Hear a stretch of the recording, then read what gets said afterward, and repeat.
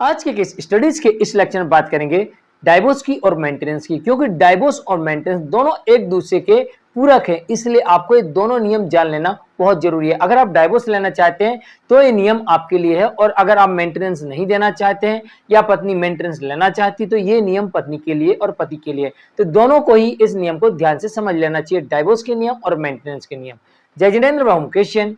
अगर आप मुझसे बात करना चाहते हैं तो आप सीधे अपॉइंटमेंट लेकर फोन पर बात कर सकते हैं। अपॉइंटमेंट के लिए या सिर्फ जजमेंट्स के पैकेज के लिए, जिसमें आपको 150 से अधिक जजमेंट्स मिलेंगे, या अन्य किसी जानकारी के लिए दिए गए नंबर पर आप हमें एक छोटा सा मैसेज लिखिए। इसके बाद हम आपसे संपर्क करेंगे। वीडियो को लाइक और शेयर कर दीजिए। चलिए शुरुआत करते हैं। सबसे पहले बात कर लेते हैं डाइवोर्स की। डाइवोर्स रूल्स ये कहता है कि चाहे पति हो चाहे पत्नी हो, कोई भी अगर डाइवोर्स लेने जा रहा है तो उसे अपने पार्टनर की गलतियां बताना पड़ेगा, उसकी गलतियों को कोर्ट में साबित करना पड़ेगा। जैसे कि वो उसे मारता है, पीटता है, घर में नहीं रहने देता है, घर से बाहर निकाल दिया है, या फिर वो उसके साथ नहीं रहता है, जबरन उसको छोड़ के पत्नी मायके में रह रही, कहीं अलग रह रही, लिविंग में रह रही, या हस्बैंड लिविंग में रह रहा है, या कोई दोनों में से किसी का अफेयर चल रहा है।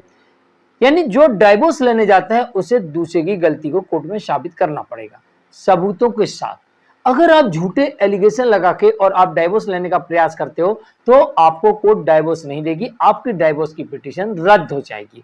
अगर आप झूठे आरोप लेके आप डाइवोर्स लेने जाते हैं या आपने अपने पार्टनर के ऊपर झूठा केस किया है तो इसके परिणाम भी समझ लीजिए, और यहीं से शुरू होता है असली युग मेंटेनेंस का। दरअसल मेंटेनेंस के नियम ये कहते हैं कि अगर आपने अपने पार्टनर के ऊपर झूठा एलिगेशन लगाया, मान लीजिए पति ने पत्नी के ऊपर झूठे आरोप लगा दिए, जिसकी वजह से पत्नी पति को छोड़कर चली गई या अलग रह रही उसी घर में, और अब उसने पति के ऊपर मेंटेनेंस का केस फाइल कर दिया, तो ऐसी परिस्थिति में जहां पर पति ने पत्नी के ऊपर झूठे आरोप लगाए थे, पत्नी को प्रताड़ित किया था, पत्नी को मारा पीटा था, पत्नी को ब्लैकमेल किया था, पत्नी को घर से बाहर निकाल दिया था, पत्नी के साथ में उत्पीड़न किया था, डाउरी की डिमांड की थी, अगर ऐसा कुछ भी करते हुए पाया जाता है तो ऐसी स्थिति में फिर पत्नी सबूतों को देकर और पति से मेंटेनेंस, साथ में एलुमनी और कंपल्सेशन और केस लड़ने का खर्चा एंड लिटिगेशन चार्ज ले सकती है। जहां पर पति किसी लड़की के संपर्क में है, उसके साथ रहने लगा है, या उसको घर में लेके आ गया है, या रीमैरिज कर लिया है, उन मामलों में भी मेंटेनेंस, लिटिगेशन चार्ज, कंपल्सेशन और एलुमनी ये पति से पत्नी ले सकती है। लेकिन जब बात होती है पति की कि पति इनमें से कुछ भी नहीं देना चाहता पत्नी को, तो फिर पति को क्या क्या साबित करना पड़ेगा।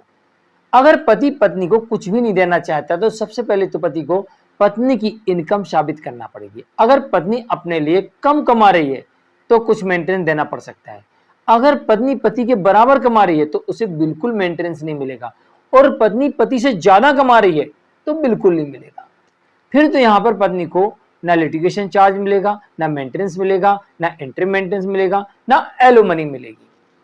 कॉम्पल्सेशन उस परिस्थिति में मिलेगी जहां पर पति गलत हो। कंपल्सेशन उसी परिस्थिति में मिलेगी जहां पर पति की गलती साबित हो, अन्यथा नहीं मिलेगा। चाहे पत्नी कमाती हो चाहे ना कमाती हो, कंपल्सेशन बिल्कुल अलग है। वो क्षतिपूर्ति मांग रही है तो क्षतिपूर्ति उस परिस्थिति में मिलेगी जहां पर पति गलत हो, भला ही पत्नी कमा रही हो तब भी उसे मिल सकता है। अब रही बात इसकी कि पत्नी को मेंटेनेंस देना ही नहीं चाहता, तो इनकम की बात हो गई। इसके अलावा अगर पत्नी एडल्ट्री में है तो पति साबित कर दे, अगर पत्नी लिविंग में रह रही है तो पति साबित कर दे, अगर पत्नी ने रीमैरिज कर ली है तो पति कोर्ट में साबित कर दे, और अगर पत्नी ने पति और उसके परिवार के ऊपर झूठे एलिगेशंस लगाए, झूठे आरोप लगाए, झूठे केस किए और गंभीर आरोप लगाए, तो फिर इन परिस्थितियों में पत्नी को कोर्ट मेंटेनेंस देने से मना कर सकती है, इंटरिम मेंटेनेंस देने से मना कर सकती है, कॉम्पल्सेशन तो देगी नहीं, और एलुमनी देने से मना कर सकती है, और साथ में लिटिगेशन चार्ज देने से इनकार कर सकती है। क्योंकि यहां पर यह साबित हो जाएगा कि पति की कोई गलती नहीं है, पत्नी ही गलत है, पत्नी बिना किसी कारण के अलग रह रही है, और इसी वजह से पत्नी को कुछ नहीं दिया जाएगा क्योंकि पत्नी बिना किसी कारण के अलग रह रही है। और अगर पत्नी एडल्ट्री में है या लिविंग में रह रही है, ऊपर से पति के ऊपर केस कर रही है, तो फिर ये पति के प्रति मेंटल क्रूरल्टी है, तो मिलेगा तो कुछ नहीं, भला ही पत्नी बेरोजगार हो, लेकिन यहां पर पति को डिवोर्स मिल जाएगा और एलुमनी, कंपल्सेशन और लिटिगेशन चार्ज कुछ नहीं देना पड़ेगा। इसके अलावा पत्नी बिना किसी कारण के अलग रह रही, कोई लड़ाई नहीं, कोई झगड़ा नहीं, बस हमें तुम्हारे साथ नहीं रहना, कोई मैं तू नहीं, कुछ नहीं, बस रहना नहीं। अगर पत्नी बिना किसी कारण के अलग रह रही, बार बार बुलाने पर ही वापस नहीं आ रही है, काफी प्रयास करने के बावजूद ही वापस नहीं आ रही, कोर्ट के आदेश के बावजूद ही वापस नहीं आ रही, तो फिर ऐसी परिस्थिति में कोर्ट ऐसा आदेश कर सकती है कि पत्नी बिना किसी कारण के अलग रह रही है, इस कारण से पत्नी को कुछ नहीं दिया जाए, और साथ ही डिजर्शन और क्रोल्टी, मेंटल क्रोल्टी के आधार पर पति को डिवोर्स की डिक्री दे दी जाए। तो इस तरीके से पति को यहाँ पर डिवोर्स ही मिल जाता है और पत्नी को ना मेंटेनेंस मिलता है, ना एलुमनी मिलती है, ना कॉम्पनसेशन मिलता है और ना लिटिगेशन चार्ज मिलता है। यानी इसका अगर शुद्ध निर्णय पे पहुंचे, स्पष्ट निर्णय पे पहुंचे कि भाई डिवोर्स में और मेंटेनेंस में क्या है, तो इसका निर्णय यह बताता है कि अगर पति डिवोर्स लेना चाहता है तो उसे कोर्ट में यह साबित करना होगा कि उसकी पत्नी गलत है, चाहे वो उसकी अडल्टी साबित कर दे, चाहे उसका अत्याचार साबित कर दे, चाहे उसका उत्पीड़न साबित कर दे, और चाहे ये साबित कर दे कि पत्नी आना ही नहीं चाहती, कोई कारण नहीं है फिर भी आना नहीं चाहती, बिना किसी कारण के अलग रह रही है, तो फिर यहां पर पति को डिवोर्स मिल जाएगा। अब पति चाहता है कि कुछ ना देना पड़े, तो पत्नी की अडल्टी साबित कर दे, रीमैरिज साबित कर दे, या बिना किसी कारण के अलग रह रही है साबित कर दे, या फिर क्रूरता साबित कर दे, यानी किसी प्रकार का अत्याचार साबित कर दे, तो फिर इस परिस्थिति में कोर्ट ऐसा आदेश कर सकती है कि पत्नी को कुछ ना दिया जाए, एक पैसा भी ना दिया जाए।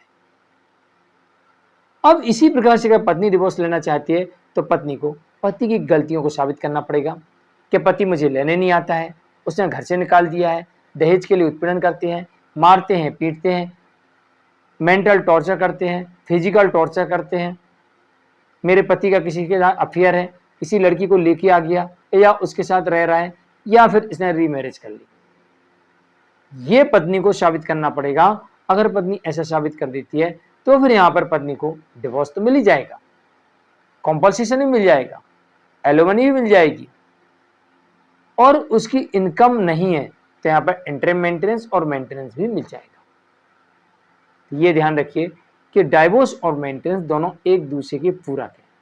अगर आपके खिलाफ एक आदेश जाता है तो आपके खिलाफ दूसरा आदेश भी जा सकता है। मान लीजिए पत्नी को भरण पोषण नहीं मिला, तो फिर इस पत्नी यहां वर्किंग नहीं है, नॉट वर्किंग है, मतलब इनकम नहीं है, और फिर पत्नी को कोर्ट ने मेंटेनेंस देने से मना कर दिया, तो पति के रास्ते बिल्कुल साफ हैं कि फिर पति को यहां पर डाइवोर्स मिल जाएगा और पत्नी के लिए उसे कुछ नहीं देना पड़ेगा, क्योंकि इनकम अलग चीज है। इनकम के आधार पर कोर्ट वैसे भी मेंटेनेंस नहीं देती, लेकिन अन्य आरोप जो है वो साबित अगर नहीं हुए तो फिर कुछ नहीं देना पड़ेगा, ये ध्यान रखिए। तो मिलते हैं एक और केस स्टडीज के एक और लेक्चर में। मैं हूं मुकेश जैन, आज के लिए इतना ही, नमस्कार।